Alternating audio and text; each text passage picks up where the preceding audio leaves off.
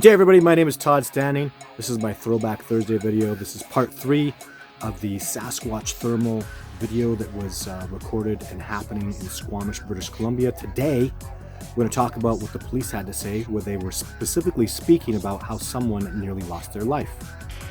We know that there are people out there with information that could assist police with this investigation. What's important to remember here is someone nearly lost their life, and police are urging anyone with information to please come forward. I'm going to show you the video of where somebody nearly lost their life. What he's talking about is when the gondola cable was cut and the gondola collapsed. There's a black and white video and a lot more information I didn't talk about last time. I'm going to go into more of why I believe that this thermal image is truly a Sasquatch. I'm going to present that evidence today and just blow your mind with all this incredible new stuff I'm going to talk about. And since last I put this video up, I've got new information from new experts. So tons of new information to come.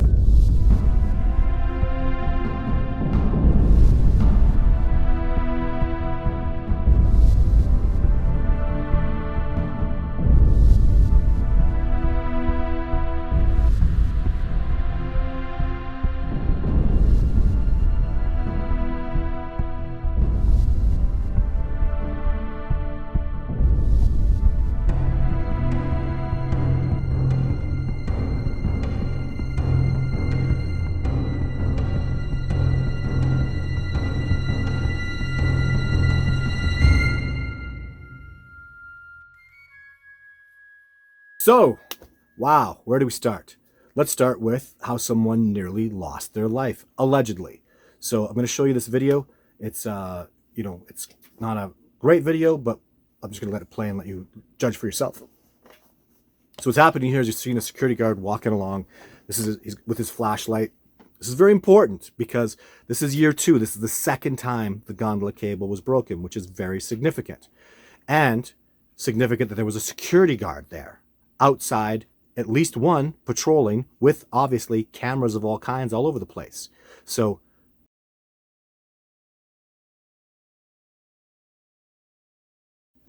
here you'll see, as he turns around and kind of freaks out, the gondola, you can see the whole machine shift. So let's watch it one more time, play it back for you, where you see him walk along and then you see the shift. Now look off in the distance.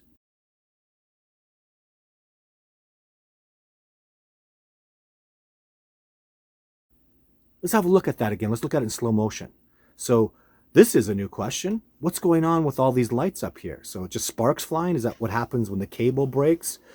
Is that machines hitting the ground? Is that electricity sparking up? Like, I actually don't know what that is. So I'm putting that question out there as to what's going on with all these weird, no one's talked about that at all. So, but let's talk about what precisely is happening here. So obviously the police are considering that someone nearly lost their life. What and they're right, and rightly so. Whoever, if this was a human being that did this, then, we have a big issue. This is a real jerk who nearly killed somebody. If it's a Sasquatch that did it, which is the evidence I'm going to present to you today, it's not that he's a jerk. I don't think he purposely, that human being wasn't killed.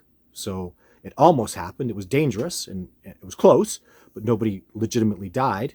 A, and B, if this is a Sasquatch, I mean, this is tremendously huge, incredible, groundbreaking, and we just simply require more information. So now, as I said before, things that we can deduce that are not being spoken about. So security was ramped up.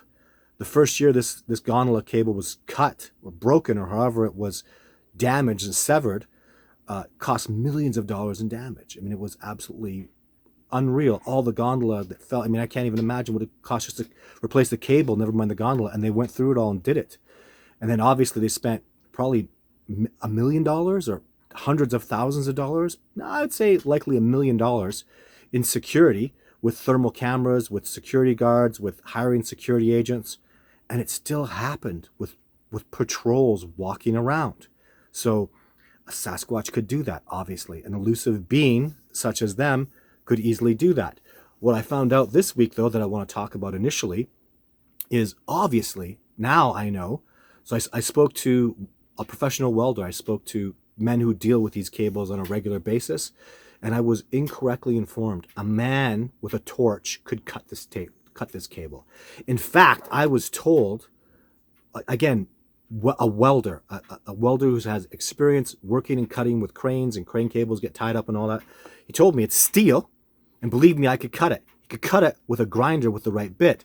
So this whole information that I was receiving is completely false and incorrect. That a saw would need to be used, there'd be sparks all over the place. That's actually not true. If a grinder was used, and a grinder could cut this cable, and believe me, the expert that I was talking to, he's a family member. This man knows his stuff. He's got 40 plus years of experience at the absolute top of his field. He knows. So this could be cut with a grinder. He even told me a human being, if they were to cut this cable, because he looked into it, would have just used an extended bit to keep his distance, because when the cable cuts, I mean, that would kill you. It's so dangerous. So dangerous.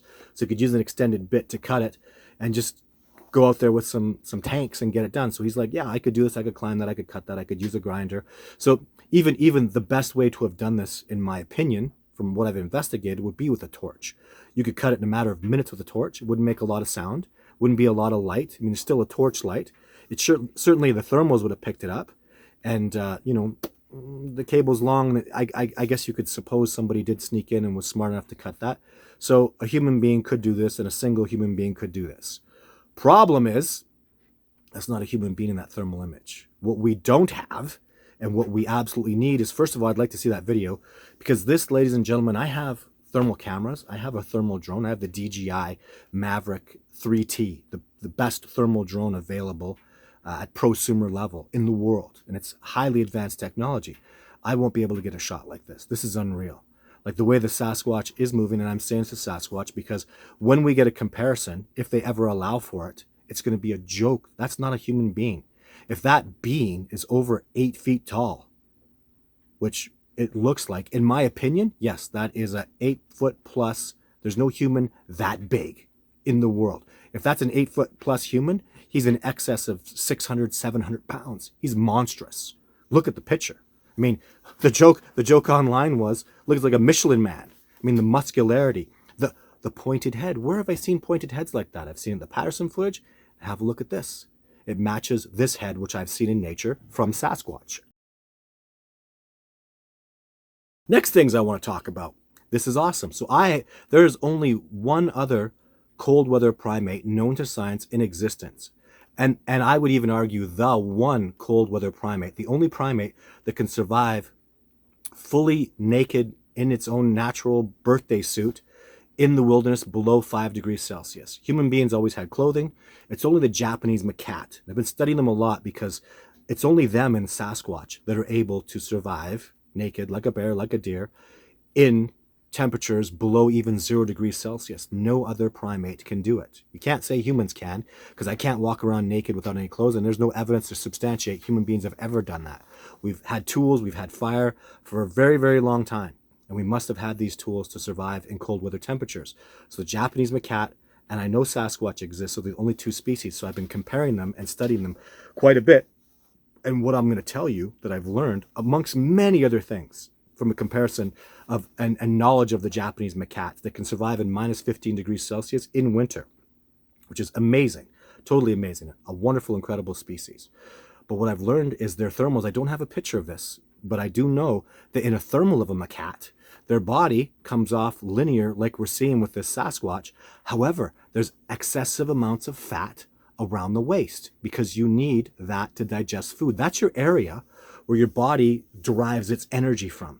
So it needs excessive amounts of fat there to keep that area insulated so you can properly digest. The rest of the body, like we're seeing in the Sasquatch, is giving off heat.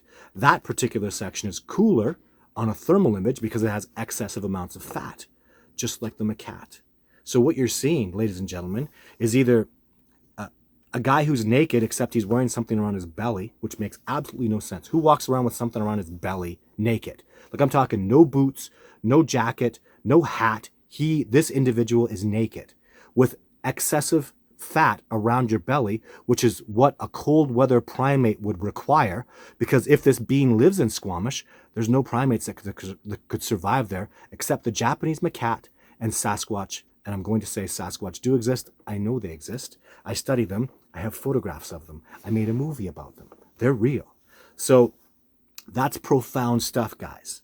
Other thing I'm seeing here, let's have a look at the foot. So if we zoom in on this foot here, What I'm seeing potentially is the mid-tarsal joint. Jeff Meldrum should be very, very happy to see this. So I'm seeing the remnants, just like we saw in the Patterson footage. There's a shot of the Patterson footage where you can see the female, her foot bends in the middle, not like the ball of a joint, but like a joint in the center. And I'm seeing, at least at the very least, evidence of that particular mid-tarsal joint. So that's not a foot. That's not a boot doing that. That is a foot. That is not a boot doing that and bending like that. But what's even more significant, ladies and gentlemen, so amazing, something that has been substantiated all over everywhere I've ever seen any signs of Sasquatch, is they walk with their feet in alignment. Human beings don't do that. I have a little segment here I'll show from my lady, Ashley, found a Sasquatch trackway, and why I know it's a Sasquatch trackway is the distance between the feet and the fact that the feet are in alignment. Human beings don't walk like that, and there is nothing else bipedal in the wilderness. So when you see giant bipedal tracks walking in alignment, that's what happened, and that's what you're seeing here. You want it up and down, or? Yeah, the best. It doesn't matter. Don't want to be in a video. Right? Look how wide those strides are. Jeez. What kind of beast was that?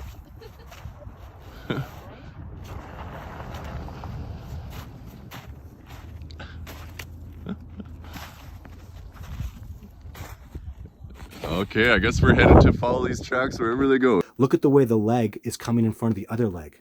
Sasquatch walk like that, and Jeff Meldrum has substantiated it and proven why that is necessary and anatomically correct for a bipedal organism to do that. And macaques are not bipedal. They're quadrupeds. They're old world monkeys. So they walk on all fours, or they're called knuckle walkers. So the only bipedal primates in existence currently today that I know of are human beings and Sasquatch. So profound pieces of evidence. Remember, naked, enormous, muscular, pointy head, walking in alignment, potential mid-tarsal joint, and a cable getting broken. So the evidence is very, very significant. I am strongly convinced that a human being could do this. However, with a photograph of a Sasquatch in the area at the time the cable was broken and the way it was done, and so this is where the stretch comes. The big stretch. Yes, a man could do this. So I'm not contesting a man couldn't do this. I'm not contesting that, okay, the RCMP say it's a very strong, muscular man who has an exceptional knowledge of the outdoors. Let's play that again real quick so we can have another look at it. Our investigators believe that the suspect is extremely fit, knows the area well, and had specific knowledge about what tools to use in order to cut the cables in such a way that it would cause catastrophic damage to the gondola while protecting the suspect themselves from harm. We know that there are people out there with information that could assist police with this investigation. What's important to remember here is someone nearly lost their life, and police are urging anyone with information to please come forward.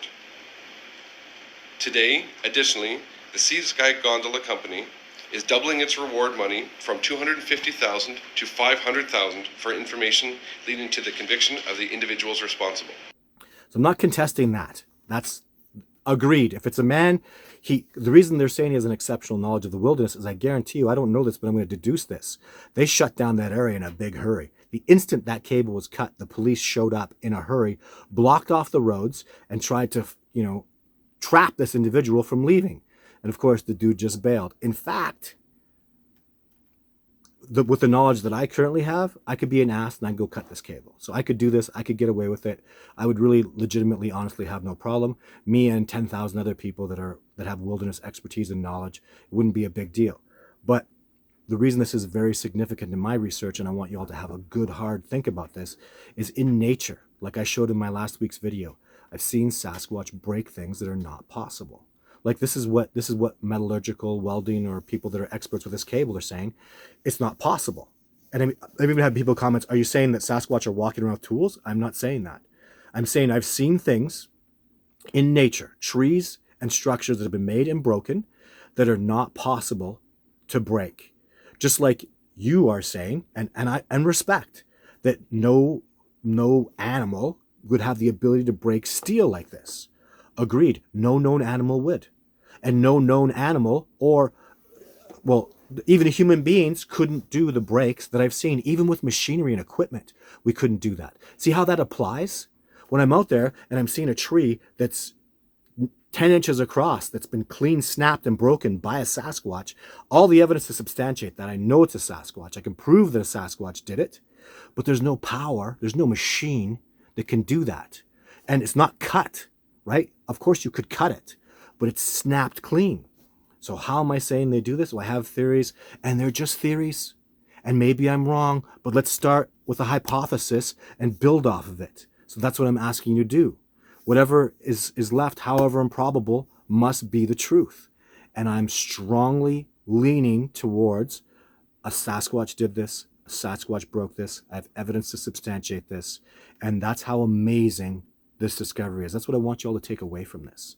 This discovery of this incredible species is, people that are out there that are skeptical are going, well, it can't be, it's not possible. And once you get on my side of it and you start seeing how exceptional, how amazing the telepathic, the telekinesis, the incredible capabilities this species has, the remote viewing, the remote speaking, the incredible connection they have to nature, and the impossible things I see happening over and over. I take people on an expedition every year.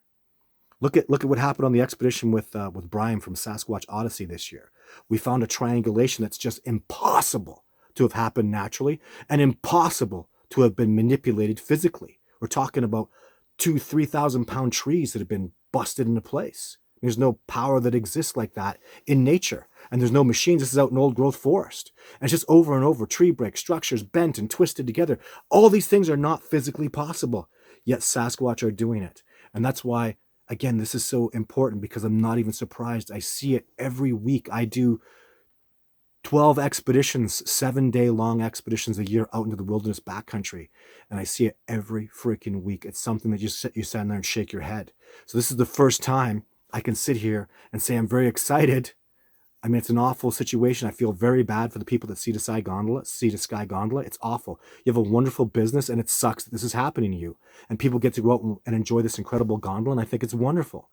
But I think the evidence is substantiated to show that Sasquatch are doing this. And with what I've seen in nature and what this species is capable, I truly and honestly am not even surprised. And anybody who goes out on an expedition with me is going to absolutely agree with me. So this is part 3. This is the last video I'm going to do on this for a time, unless something big breaks on it. So I encourage you all to go and check out this and share this photograph, talk about it. And I intend to go out and do an investigation of this in a couple months. I'm going to go out to Squamish and get that done. If you'd like to support this research, this is what I do. I am a full-time Sasquatch researcher. Go to my website. It's in the link below, discoveringbigfoot.org, and make a donation. Make a monthly donation if you're passionate about this discovery. New movie is coming out in just the next 3 or 4 months, and I have YouTube videos on a regular basis. I am a full-time Sasquatch researcher. This is all I do. I'm devoted to this subject. I talk to people about it every day. I'm very passionate about this discovery process because it is absolutely astonishing and amazing. For all of you who know or even believe that this is real, congratulations, the discovery is happening. It will not linger anymore. The discovery is happening. Every year, I take out dozens of people who discover and live interact with an eyewitness of Sasquatch every year. And eventually this story is going to break. The whole world will realize the discovery is happening. It has been transpiring, and it is going to get finished. Proof is going to come out there. And this is just the tip of the iceberg, what we're seeing with this particular incident. Very excited about what's to come. Thank you very much for tuning into my video today. Take care. I'll see you soon.